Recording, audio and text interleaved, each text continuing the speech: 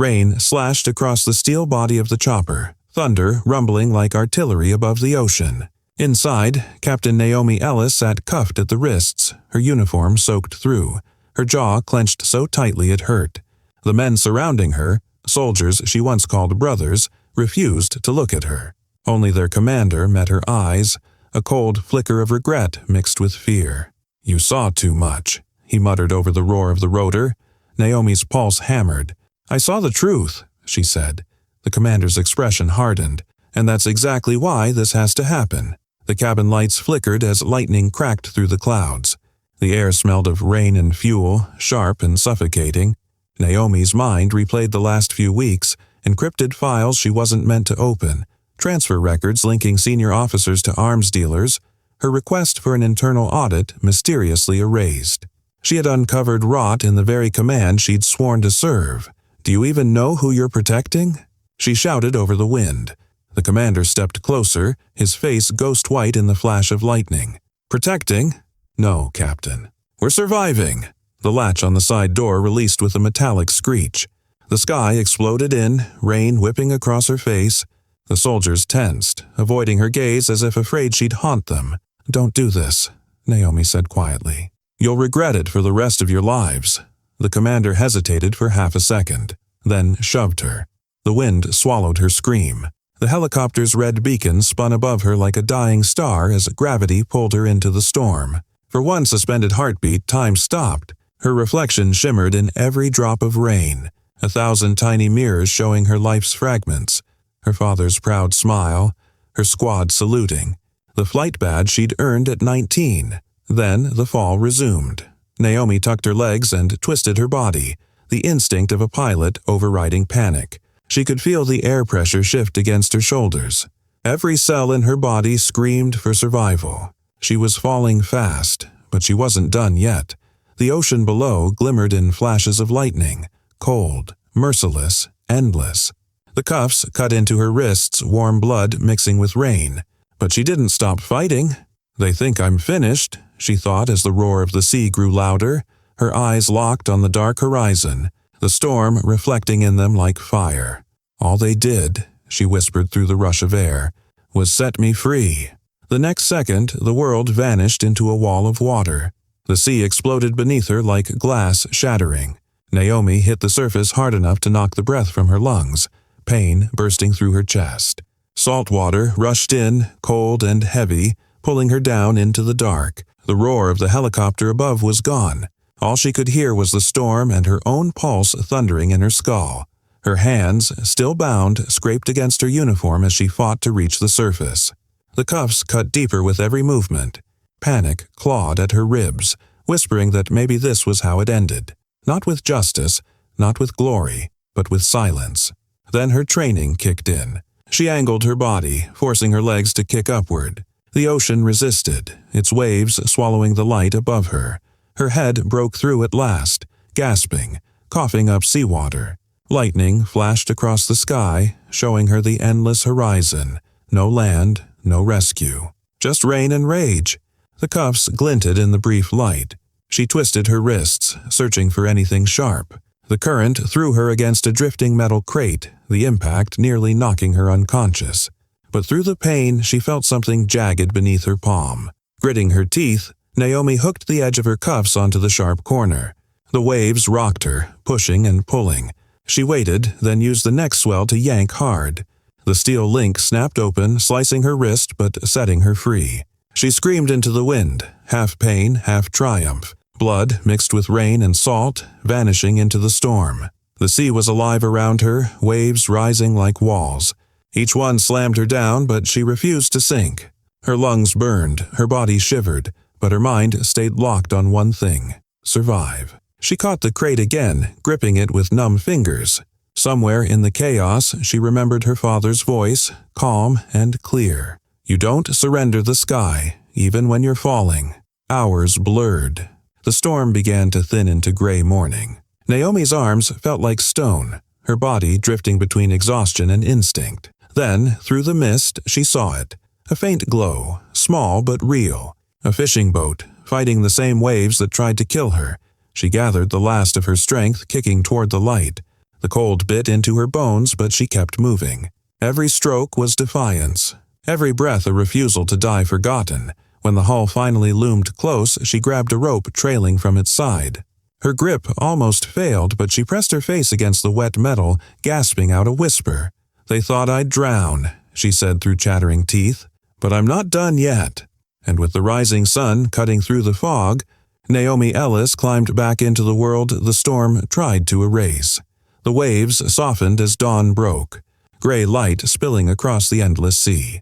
Naomi clung to the side of the fishing crate, every muscle trembling. Her skin burned from salt, her wrists raw from broken cuffs. She didn't know how long she'd been drifting, minutes or hours. Time had lost its meaning. Only one thought anchored her. "I'm still alive." She kicked toward the faint coastline that shimmered ahead. Her legs felt like lead, her lungs tearing with every breath. Each wave shoved her back, but she refused to stop. The air was thick with the scent of salt and rain, the world around her silent except for the crash of water against stone. When her hand finally brushed solid rock, she almost cried. She dragged herself onto a narrow shelf of black cliffs, collapsing face first. Her chest heaved, seawater pouring from her mouth. For a long moment, she just lay there, her cheek against the cold ground, letting the weight of survival sink in. Eventually, she forced herself upright. The cliffs towered above her, jagged and slick, but she climbed. Her fingers bled as she gripped the wet stone, pulling herself inch by inch until she reached the top. Wind tore through her hair. Below her, the ocean roared, a beast she had just escaped.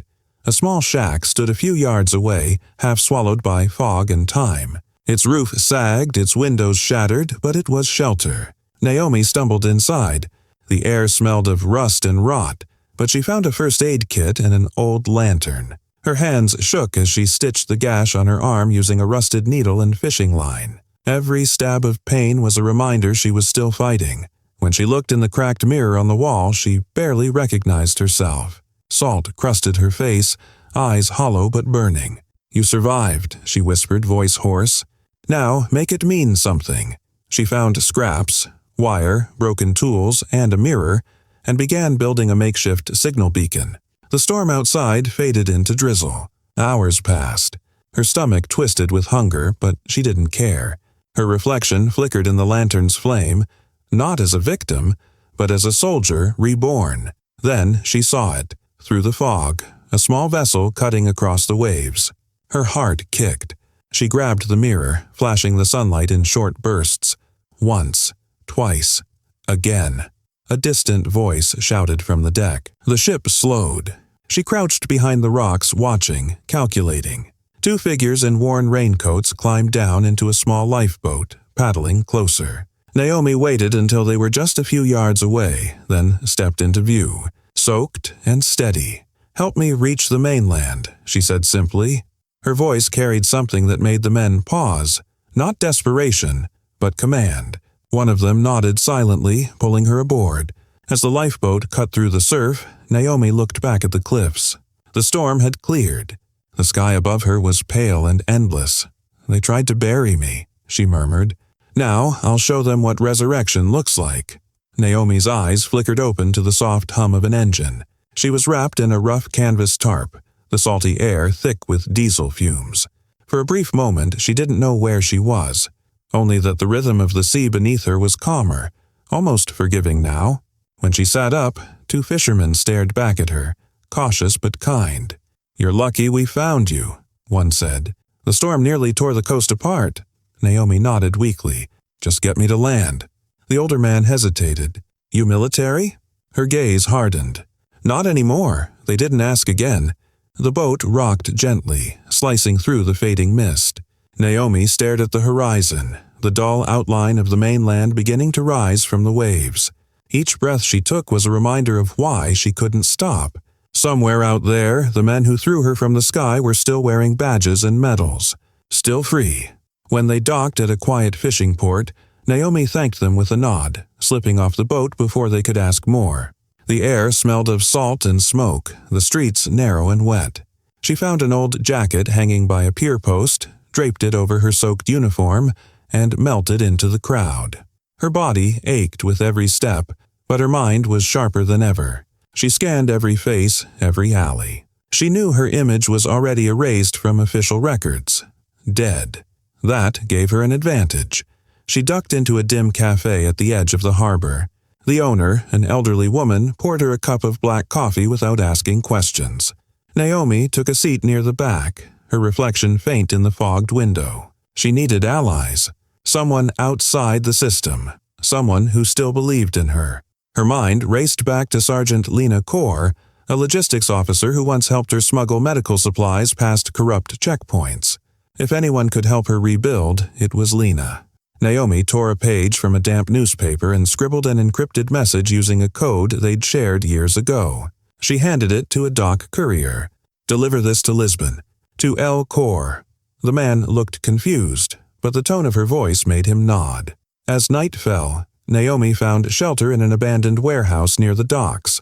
She cleaned her wounds again, stitched the torn lining of her jacket, and laid out the few things she'd scavenged: a compass, a radio part, and a steel fragment from the cuffs that once held her. The storm outside had passed, but another was brewing inside her. Quieter, colder, unrelenting. She thought of the faces of her betrayers. The commander. The officers who forged her reports. The way they'd looked away when they shoved her from the helicopter. "They think I'm dead," she whispered. Good. Outside, thunder rolled far off the coast. Naomi Ellis leaned against the wall, eyes open in the dark. For the first time since her fall, she wasn't afraid. She was planning. Tomorrow, she would start her return. The next morning, the world was gray and quiet, a heavy fog hanging low over the port. Naomi moved like a shadow through the streets, blending with the fishermen and dock workers. Her body was stiff, her wounds still raw, but her mind had already shifted to the mission. Revenge wasn't enough. She wanted the truth exposed. By noon, she reached a warehouse outside the city where old cargo planes sat rusting under tarps. This was the kind of place where people disappeared, or were reborn. Inside, she heard footsteps echo through the metal corridors. A woman stepped out of the haze, lean, sharp-eyed, and cautious. "Lena Kaur, Naomi." Lena's voice trembled between disbelief and fear. "They said you were dead." Naomi managed a faint smile. "That's what they were supposed to think." Lena took a hesitant step forward, eyes scanning Naomi's bruises, the torn jacket, the exhaustion carved into her face. "What happened?" "They threw me out of a helicopter," Naomi said simply. Lena exhaled hard, covering her mouth. "Jesus, Naomi, why?" Naomi glanced around, checking the shadows before speaking. "Because I found out what they were selling. Flight plans, weapon routes, entire operations sold to warlords, and the names tied to it. They go all the way up. My report vanished, my clearance revoked, and before I could speak, they tried to erase me." Lena's expression hardened. "You have proof?" Naomi reached into her jacket and pulled out a small memory chip, scratched but intact. Fragments. Enough to start a fire. Lena stared at the chip like it was radioactive. "You realize if you use this, you'll burn every bridge left?" Naomi leaned in, her eyes fierce. "Good, I don't need bridges anymore. I need justice." Lena hesitated, then nodded. "There's still a way. I know a man at an airfield outside Lisbon, off the grid. He works with surveillance drones. If you can get what's on this drive decrypted, you'll have every transfer, every name, every sale." Naomi's jaw tightened. "Then that's where I'm going." They moved fast. Lena loaded a small cargo plane with supplies, fuel, food, fake passports. She handed Naomi a set of forged identification papers. "If anyone asks, you're Elena Cross, freelance engineer. Keep your head down." Before Naomi boarded, Lena stopped her. "You could walk away from this," she said softly. "Disappear. Start over." Naomi looked toward the fog-covered runway, the memory of falling through the storm flashing behind her eyes. "They took everything from me. My name, my life, my truth. I'm not walking away. I'm taking it back." The engines roared to life. The plane shuddered forward, lifting off the cracked runway into the thick clouds. Naomi sat by the window, staring into the endless gray. Somewhere beneath those clouds were men who thought they had buried her. She smiled faintly. "You buried the wrong soldier." The plane vanished into the storm, not carrying a victim, but a weapon in human form. Naomi arrived in Lisbon just before dawn. The city glowed under a thin mist, the streets slick from an early rain. She stepped off the transport truck Lena had arranged and disappeared into the waking crowds. Her hood shadowed her face, her forged ID, Elena Cross, pressed against her palm like a second heartbeat. She made her way to an airfield at the edge of the city, a forgotten place where the government's reach didn't quite stretch. The fences were rusted, the hangars hollow shells of old missions. Inside, a small team of engineers worked quietly under dim lights, repairing a decommissioned surveillance drone. Among them stood a man with gray stubble and oil-stained hands, Marco Duran, a former systems analyst who'd fled the military years ago. When he saw Naomi, he froze. "You're supposed to be dead," he muttered. Naomi dropped a small pouch of coins on the workbench. "Then I guess I'm a ghost with a job to finish." Marco glanced around nervously, then lowered his voice. "What are you planning?" "Not planning," Naomi said. "Exposing." She handed him the damaged memory chip. "I need you to decrypt this." Quietly. He inserted it into an old terminal. Lines of code filled the screen, each one a piece of her nightmare returning to life. Transactions, coordinates, encrypted messages, all tying high-ranking officials to weapons smuggling and the deaths of dozens of soldiers. Marco's face turned pale. "You're sitting on a bomb, Naomi. This could collapse entire divisions." That's the idea. They worked for hours, the hum of machines blending with the sound of rain outside. As the data unraveled, it revealed a web that reached far beyond Naomi's command. Generals, defense contractors, even ministers. Each name was a blade, each transfer a bullet of proof. Marco turned to her. "If you release this, they won't just try to silence you. They'll erase anyone who helps." Naomi met his gaze. "Then make sure they can't." By nightfall, she had a plan. In 3 days, the International Security Summit would take place in Geneva, a gathering of global leaders, including the same men who had betrayed her. She would infiltrate the summit under her forged identity, link the data to the media servers, and broadcast everything live before they could react. Marco handed her a small drone chip, glowing faintly blue. "It'll transmit across every channel even if they shut the network." Naomi slipped it into her jacket. "Perfect." Before she left, Marco paused. "You could run. Change your name again. Live quietly." Naomi looked toward the hangar doors where dawn light spilled in, cutting across her face. "I didn't survive to disappear," she said. "I survived to be seen." As she walked into the morning fog, the roar of departing planes echoed across the runway. But only one storm was truly about to take off. The Geneva skyline shimmered like glass under the morning sun as Naomi stepped off the shuttle, her forged badge clipped to her lapel. The summit venue stood before her, a fortress of mirrored windows and polished marble filled with the world's most powerful leaders. Every breath she took felt heavy with the weight of what she was about to do. Inside, the air buzzed with tension disguised as diplomacy. Guards in tailored suits scanned badges, journalists rehearsed polite questions, and politicians smiled too widely. Naomi walked among them as if she belonged, her steps measured, her eyes cold. Beneath her sleeve, a tiny transmitter hummed, the same one Marco had built, now wired to her heartbeat. She found her seat among the media delegates, blending in with translators and tech staff. The hall was vast, chandeliers glowing above, cameras mounted on every wall. Her gaze caught them, the men who had destroyed her life. General Kaysen, Director Vale, and Colonel Hurst, laughing under banners of world peace while signing contracts that sold chaos. Naomi's fingers tightened around her bag. Inside was a small drive containing every secret they had buried. Wire transfers, black market deals, falsified reports. The truth. When the clock hit noon, she rose from her chair and walked toward the press control booth. The hum of the crowd drowned the sound of her boots. She inserted the drive into the network's port, her pulse steady, her face unreadable. On the monitors, the summit logo flickered, replaced by classified data, audio files, and surveillance footage of Kaysen and his partners making backdoor deals. Murmurs spread. Phones lifted. Cameras turned. "What is this?" Someone shouted. Naomi's voice carried across the hall, calm but unshakable. "You wanted silence. You buried soldiers, civilians, and truth to build your empires. Consider this your storm. panic rippled through the crowd. Guards rushed forward, but the journalists were faster. Filming, streaming, recording. The world outside began to watch. Director Vale lunged at the console, trying to kill the feed. Naomi anticipated it. Her drone above mirrored the transmission across dozens of satellites. The truth was now everywhere. Shots rang out. A mercenary in a security uniform drew his weapon, firing into the air to scatter the crowd. Naomi dove behind a marble pillar, rolling into cover. The world had just seen their crimes, and now the same men who feared exposure were trying to erase her. Again. She moved fast, instincts taking over. One guard lunged. She disarmed him, drove her elbow into his chest, and sent his weapon skidding across the floor. The hall was chaos. People running, lights shattering, alarms wailing. And through it all, Naomi walked straight toward Kaysen.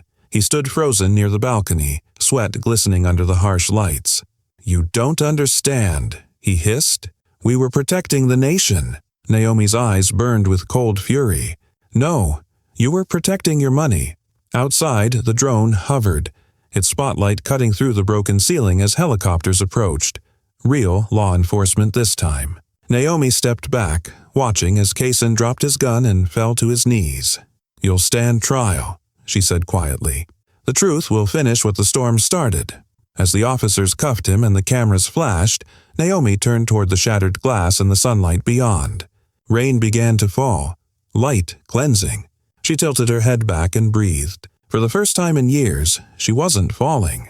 She was free. The storm had passed, but its echo lived in every broadcast, every headline, every phone vibrating across the world. Naomi stood by the lakeside, her reflection rippling in the water. Behind her, sirens wailed, cameras flashed, and officers escorted the last of the corrupt officials into armored vehicles. The Geneva summit was no longer a meeting of power. It had become a monument to truth. She watched it all quietly, her posture steady, her hands finally unclenched. The same hands that had once been tied in the back of a helicopter now held the weight of justice.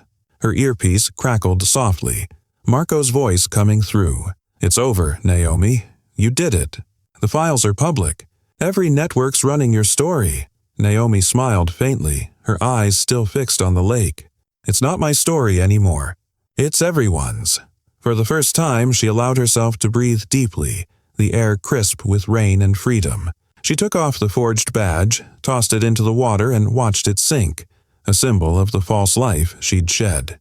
The woman who fell from the sky was gone. What remained was something stronger, reborn through betrayal and fire. A soft voice came from behind her. "Lena, you could still vanish. New name, new life." Naomi turned to her, her face calm, radiant in the sunlight. "Why would I hide from the sky I just reclaimed?" Lena smiled through tears. "You're not the same woman I remember." Naomi's eyes softened. "No, I'm the one they tried to erase, and failed." She looked up as the sun broke through the clouds. The golden light caught her face, the water glittering behind her like glass. Helicopters passed overhead, not as threats this time, but symbols of freedom, of movement, of everything she'd once lost. In that moment, Naomi Reeves, once prisoner, now legend, whispered to the wind. "They threw me out of the world. All they did was give me the sky back." The screen fades to black. Then text appears. "Courage isn't surviving the fall. It's standing after you hit the ground." If this story moved you, don't just watch, act. Stand up for truth. Speak out when it's easier to stay silent. Because sometimes one voice, one act of defiance can shake the sky itself. Subscribe now for more true stories of resilience, courage, and redemption, where every fall leads to a rise.